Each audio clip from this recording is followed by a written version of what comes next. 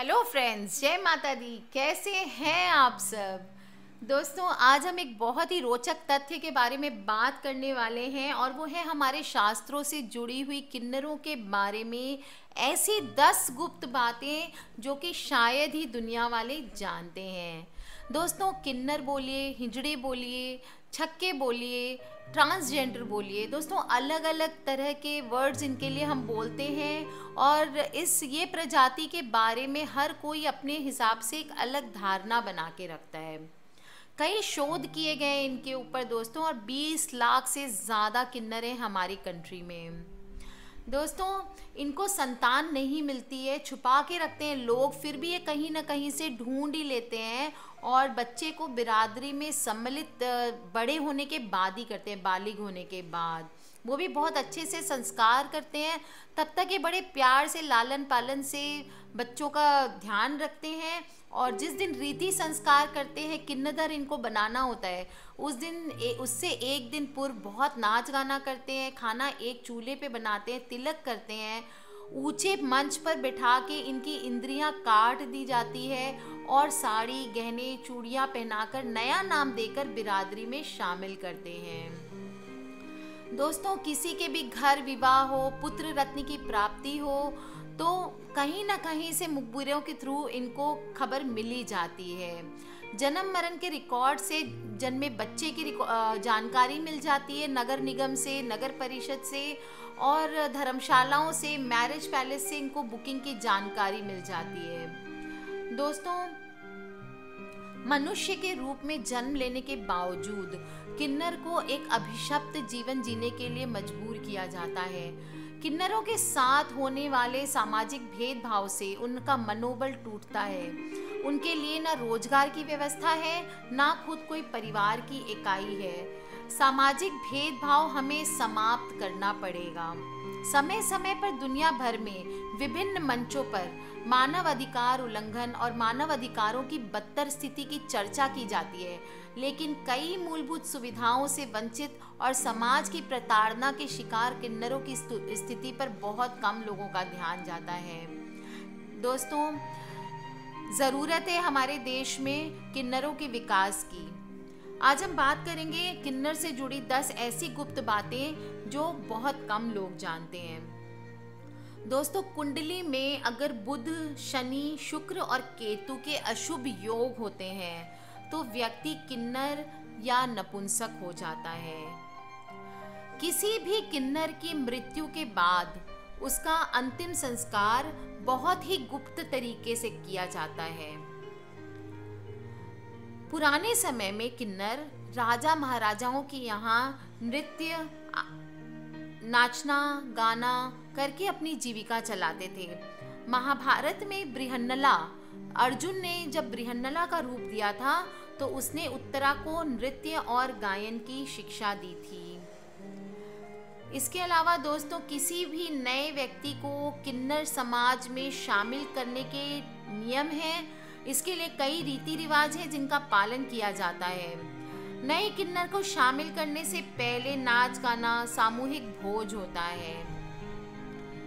यदि कुंडली में ग्रह बहुत कमजोर हो और किसी किन्नर को हरे रंग की चूड़ियां व साड़ी दान की जाए तो ऐसा माना जाता है कि दोस्तों इससे बहुत लाभ होते हैं। पुरानी मान्यताओं के अनुसार शिखंडी को किन्नर ही माना गया है। शिखंडी की वजह से ही अर्जुन ने भीष्म को युद्ध में हरा दिया था। एक मान्यता ऐसी भी आती है कि ब्रह्मा जी की छाया से किन्नरों की उत्पत्ति हुई है। दूसरी मान्यता ये है कि अरिष्ठा और कश्यप ऋषि से किन्नरों की उत्पत्ति हुई थी। दोस्तों, किन्नरों की दुआएं किसी भी व्यक्ति को बुरे समय को दूर कर सकती है। धन लाभ चाहते हैं तो जैसे मैंने अपने दूसरे वीडियो में बताया था, किन्नर से एक सिक्का लेकर पर्स में रख लें और दोस्तों आपकी सारी धन संपत्ति की दुविधाएं दूर हो जाएगी। इसके अलावा दोस्तों, ज्योतिष के अनुसार वीर्य की अधिकता से पुरुष यानी पुत्र उत्पन्न होते हैं और रक्त की अधिकता यानी रज की अधिकता से स्त्री या कन्या उत्पन्न होती है। वीर्य और रज समान हो तो किन्नर संतान की उत्पत्ति होती है। दोस्तों, ऐसी दयनीय स्थिति है हमारे देश में किन्नर की मृत्यु के बाद उसका अंतिम संस्कार जो किया जाता है बहुत ही गुप्त तरीके से किया जाता है। किन्नरों की जब मौत होती है तो उसे किसी गैर किन्नर को दिखाया नहीं जाता है। ऐसा माना जाता है कि ऐसा करने से मरने वाला अगले जन्म में भी किन्नर पैदा होगा। किन्नर मुर्दे को जलाते नहीं बल्कि दफना देते हैं। किन्नर या हिंजड़ों की शव यात्राएं रात को निकाली जाती है। शव यात्रा को उठाने से पूर्व जूते चप्पलों से पीटा जाता है। किन्नर के मरने के उपरांत पूरा हिंजड़ा समुदाय 1 सप्ताह तक भूखा रहता है। किन्नर समुदाय में गुरु शिष्य जैसी प्राचीन परंपरा आज भी यथावत बनी हुई है। किन्नर समुदाय के सदस्य स्वयं को मंगलमुखी कहते हैं क्योंकि ये सिर्फ मांगलिक कार्यों में ही हिस्सा लेते हैं और मातम में नहीं। सबसे बड़ी विशेषता किन्नर समाज की ये होती है कि ये मातम मनाते ही नहीं हैं। किन्नर समाज में मान्यता है कि मरने के बाद इस नर्क रूपी जीवन से छुटकारा मिल जाता है, इसलिए मरने के बाद हम खुशी मनाते हैं। ये लोग स्वयं के पैसों से कोई दान कार्य नहीं करवाते ताकि पुनः इन्हें इस रूप में पैदा ना होना पड़े। दोस्तों, किन्नरों की दुनिया का एक खौफनाक सच ये है कि समाज ऐसे लड़कों की तलाश में रहता है जो खूबसूरत हो, जिसकी चाल ढाल थोड़ी कोमल हो और जो ऊंचा उठने के ख्वाब देखता हो। ये समुदाय उनसे नजदीकियां बढ़ाते हैं और फिर समय आकर उन्हें फंसाकर ले जाते हैं, उनको बधिया देते। बधिया देना मीन्स शरीर के उस अंग को काट देते हैं जिसके बाद कोई लड़का नहीं रहता है। दोस्तों, किन्नर अपने आराध्य देव अरावन से साल में एक बार विवाह भी करते हैं। हालांकि यह विवाह मात्र 1 दिन के लिए होता है। अगले दिन अरावन देवता की मौत के साथ ही उनका वैवाहिक जीवन खत्म हो जाता है। अब सवाल ये उठता है कि अरावन है कौन, किन्नर उनसे शादी क्यों रचाते हैं और ये शादी 1 दिन के लिए ही क्यों होती है। इसके लिए दोस्तों हमें महाभारत काल तक जाना पड़ेगा। हमारे देश भारत के तमिलनाडु राज्य में एक देवता अरावन की पूजा की जाती है। कई जगह इन्हें इरावन के नाम से भी जाना जाता है। अरावन हिंजड़ों के देवता हैं, इसलिए दक्षिण भारत में हिंजड़ों को आरावनी कहते हैं। हिंजड़ों और अरावन देवता के संबंध में सबसे अचरज वाली बात यह है कि हिंजड़े अपने आराध्य देव अरावन से साल में एक बार विवाह जरूर करते हैं। हालांकि यह विवाह मात्र 1 दिन के लिए होता है। अगले दिन अरावन देवता की मौत के साथ ही उनका वैवाहिक जीवन खत्म हो जाता है। अब सवाल ये उठता है कि अरावन है कौन और हिंजड़े उनसे शादी क्यों करते हैं और 1 दिन के लिए सिर्फ क्यों करते हैं। इसका उत्तर हमें महाभारत काल में मिलेगा। दोस्तों, महाभारत की कथा के अनुसार एक बार अर्जुन को द्रौपदी से शादी के लिए एक शर्त का उल्लंघन के कारण इंद्रप्रस्थ से निष्कासित करके 1 साल की तीर्थ यात्रा पर भेजा गया। वहां से निकलने के बाद अर्जुन उत्तर पूर्व भारत में गए, जहां उनकी मुलाकात एक विधवा नाग राजकुमारी उलूपी से होती है। दोनों को एक दूसरे से प्यार हो जाता है और दोनों विवाह कर लेते हैं। विवाह के कुछ समय पश्चात उलूपी एक पुत्र को जन्म देती है जिसका नाम अरावन रखा जाता है। पुत्र जन्म के पश्चात अर्जुन दोनों को वहीं छोड़कर अपनी आगे की यात्रा पर निकल जाते हैं। अरावन नागलोक में अपनी माँ के साथ ही रहते थे। युवा होने पर वो नागलोक छोड़कर अपने पिता के पास चले जाते हैं। तब कुरुक्षेत्र में महाभारत का युद्ध चल रहा होता है, इसलिए अर्जुन उसे युद्ध करने के लिए रणभूमि में भेज देते हैं। महाभारत युद्ध में एक समय ऐसा आता है जब पांडवों को अपनी जीत के लिए मां काली के चरणों में स्वैच्छिक नर बलि हेतु एक राजकुमार की जरूरत पड़ती है। जब कोई राजकुमार आगे नहीं आता है तो अरावन खुद को स्वैच्छिक नर बलि हेतु प्रस्तुत करते हैं, लेकिन वो शर्त रखता है कि वो अविवाहित नहीं मरेगा। इस शर्त के कारण बड़ा संकट उत्पन्न हो जाता है, क्योंकि कोई भी राजा ये जानते हुए कि अगले दिन उसकी बेटी विधवा हो जाएगी, अरावन से अपनी बेटी की शादी के लिए तैयार नहीं होता है। जब कोई रास्ता नहीं बचता है तो भगवान श्री कृष्ण स्वयं को मोहिनी रूप में बदलकर अरावन से शादी करते हैं। अगले दिन अरावन स्वयं अपने हाथों से अपनी शीश काली माँ के चरणों में समर्पित कर देता है। अरावन की मृत्यु के पश्चात श्री कृष्ण उसे मोहिनी रूप में काफी देर तक उसकी मृत्यु का विलाप भी करते हैं।